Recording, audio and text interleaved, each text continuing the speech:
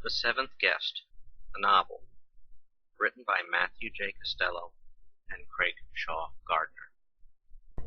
Chapter 1. Nothing kept out the cold. Henry Stoff gathered the remains of his coat around his narrow shoulders. The wind shoved at him, trying to force him to shelter.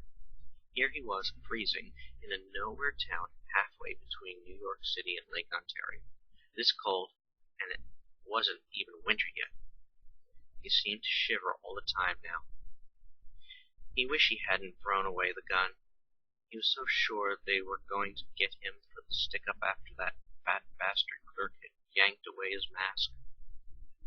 He had walked into the dusty little store just as the sun was setting, a handkerchief tied to cover all of his face below the eyes.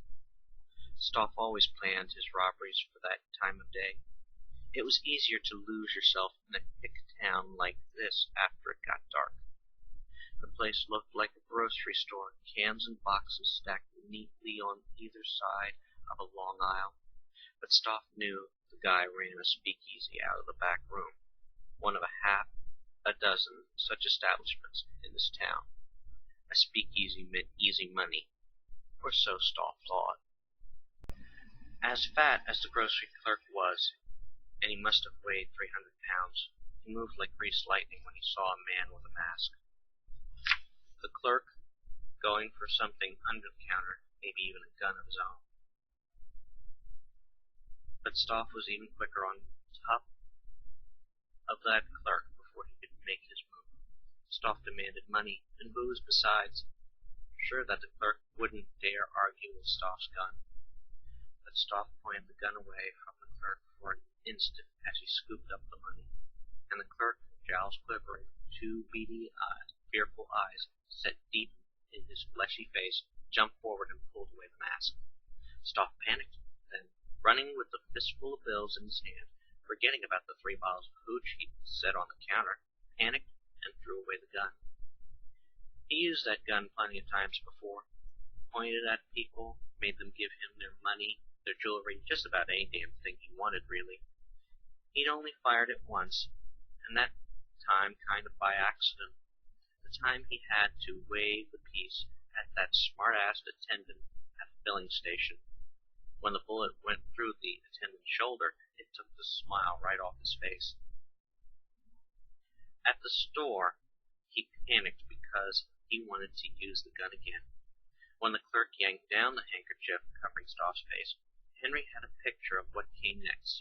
He put the cold muzzle of his .44 up against the clerk's nose and squeezed the trigger. Just once, gentle as a kiss. Stoff wanted to watch the clerk's blood and bones splatter across the fat cheeks to either side. He wanted to hear the clerk's scream cut short by a bullet in the brain. You kill somebody, they send you up for life. Stoff heard those words, like there was a little voice in the back of his head. Killing was different from stealing. Stoff stole because it was easy. He stole because he needed the money. He stole because he'd never been caught. And if he was caught, the hick cops and these dumbass birds would nail him for 1 or 2 jobs at most. Strictly short-time stuff. But he wasn't ready for murder. So he dumped the gun and ran, thinking next time he looked at some guy's smug face he'd pull the trigger for sure. It wasn't the first time that he had heard those voices talking to him. They were never more than a whisper in his head, and sometimes they were little more than an insistent thought. Listening to those little voices had kept Stoff alive, at least until this cold fall night. Now he was stuck at the edge of some godforsaken little town 2 miles this side of nowhere. He wasn't any good unless he had a drink or 2 under his belt, and could feel the warmth that liquor gave him in his gut and in his blood, and he couldn't remember the last time he had a decent meal. He'd walked until he couldn't walk any farther, then he'd fallen down and slept away the day. Somehow, Stoff had managed to get back on his feet. He glanced up at the clear, cold night sky. The stars were so bright he had to look away. He'd fallen asleep in that lot full of crabgrass grass and half-dead trees that the locals called a park. What the hell was the name of this place anyway? He couldn't remember. Right now, he couldn't think of much of anything except how the wind froze his insides and how good a gun would feel in his hand. Stoff couldn't stop anybody without a gun. He didn't have a gun. Maybe he had enough left in his fists to do a decent job if he snuck up on somebody, and if he could stop his hands from shaking. Stoff stuffed his hands in his coat pockets. His right knuckles hit something. He must have put something in his pocket before he'd fallen asleep. Stoff tried to get his shaking fingers to pull it out, thinking maybe it was a forgotten bottle of or the last bites of a sandwich. He had stolen something from a grocery, but he couldn't remember if that had been hours or days ago. But the thing in his pocket was hard and cold under his fingers, more like wood than glass. He got his hand around it at last and pulled it free, holding it up to the light of the stars. It was a hammer. He remembered now. About noontime he wandered by a house under construction. The builders were all eating lunch on the far side of the place. For a second he thought about begging for food, but the cops didn't like that. They'd already taken Stoff down to the station once, giving him a good beating after he asked a woman for a dime. Nobody begged in their town. Stoff didn't think he'd survive another one of those beatings. But while the builders were all eating lunch out of sight, they'd left their tools behind. Maybe Stoff couldn't beg, but he could steal. He saw the hammer then, a small one that fit nicely in his hand. The voices had told him to take it. The voices were sorry he'd thrown away his gun. They wanted him to have a weapon.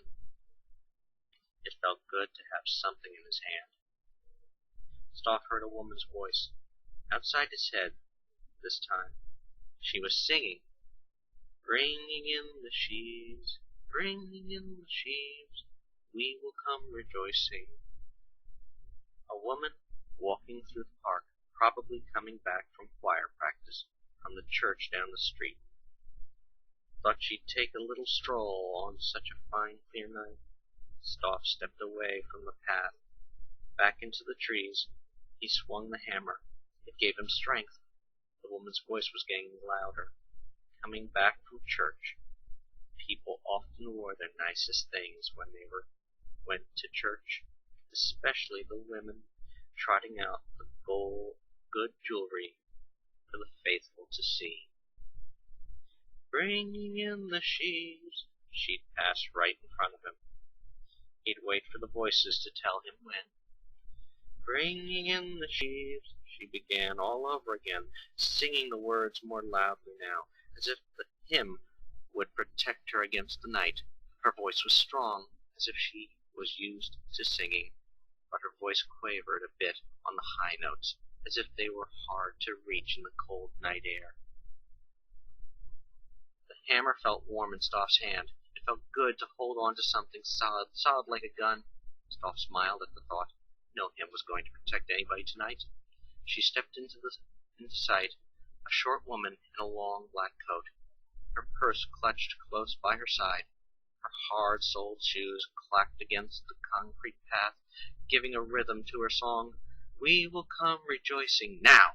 The voices threw him forward out of the shadows of the trees, hammer raised above his head. He rushed toward the woman. His tired legs somehow managed a ragged run. His ears were filled with the sound of his heart and his own breathing, making the woman's song seem very far away. She turned and stared at him, open-eyed. He raised the hammer even higher, ready to strike her down. But the woman didn't look afraid. "Oh," she whispered, "you poor man." She pitied him, the way he shivered and could barely walk, his threadbare coat and pants. She felt sorry for him. She was looking down on him. She reached out a hand, as if she wanted to give him something with those pudgy fingers. Give poor Stoff a little something, a crumb or two. He can't take care of himself. Give him a little something before you kick him around again. She looked like she was trying to smile. Everybody smiled down at Stoff. Stoff felt the rage well up inside him. No one would look down at him ever again. All his rage was in his hammer. His arm was lightning, a hammer thunder. He hit her in the head. He could feel her skull crush as the hammer sank into something soft underneath. She grunted in pain. "Not enough!" he shouted back.